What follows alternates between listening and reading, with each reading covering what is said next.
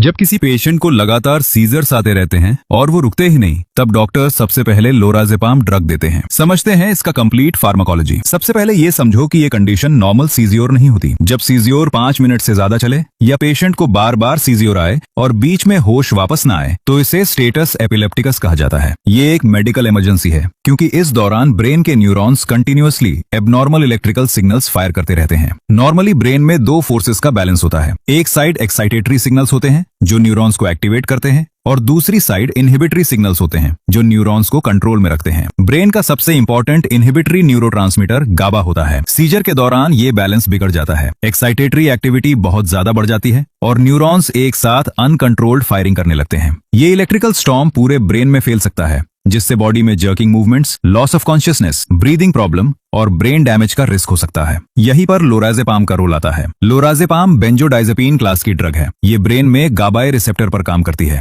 लेकिन ध्यान रहे लोराज़ेपाम खुद गाबा की तरह रिसेप्टर को डायरेक्टली एक्टिवेट नहीं करती। ये गाबा का हेल्पर या बूस्टर की तरह काम करती है। जब गाबा अपने गाबाए रिसेप्टर से बाइंड करता है, तो रिसेप्टर के अंदर क्लोराइड चैनल ओपन होता है। इस चैनल के ओपन होने पर क्लोराइड आयंस न्यूरॉन के अंदर एंटर करते हैं। Chloride ions negative charge carry करते हैं, इसलिए न्यूरॉन के अंदर नेगेटिविटी बढ़ जाती है। इस कंडीशन को हाइपरपोलराइजेशन कहते हैं। हाइपरपोलराइजेशन का मतलब है न्यूरॉन अब इजीली फायर नहीं कर पाएगा, यानी उसके लिए नया इलेक्ट्रिकल इंपल्स जनरेट करना मुश्किल हो जाता है। लोराज़ेपाम गाबाए रिसेप्टर पर बाइंड करके गाबा के इफेक्ट को स्ट्रॉन्ग बना देती है। इससे क्लोराइड चैनल्स ज्यादा फ्रीक्वेंटली ओपन होते हैं, न्यूरॉन और ज्यादा हाइपरपोलराइज होता है और एबनॉर्मल इलेक्ट्रिकल फायरिंग धीरे धीरे सप्रेस होने लगती है, जिससे न्यूरॉन्स की ओवर एक्टिविटी स्लो हो जाती है और सीजर कंट्रोल होने लगता है। इमरजेंसी में लोराज़ेपाम को यूजुअली आईवी रूट से दिया जाता है, क्योंकि आईवी रूट से ड्रग डायरेक्टली ब्लड स्ट्रीम में जाती है और रैपिडली ब्रेन तक पहुंच सकती है। स्टेटस एपिलेप्टिकस में हर सेकंड इंपॉर्टेंट होता है, इसलिए फास्ट एक्शन जरूरी होता है। लोराज़ेपाम का इफेक्ट सिर्फ सीजर कंट्रोल तक लिमिटेड नहीं है। ये एंजाइटी कम कर सकती है, सिडेशन प्रोड्यूस कर सकती है,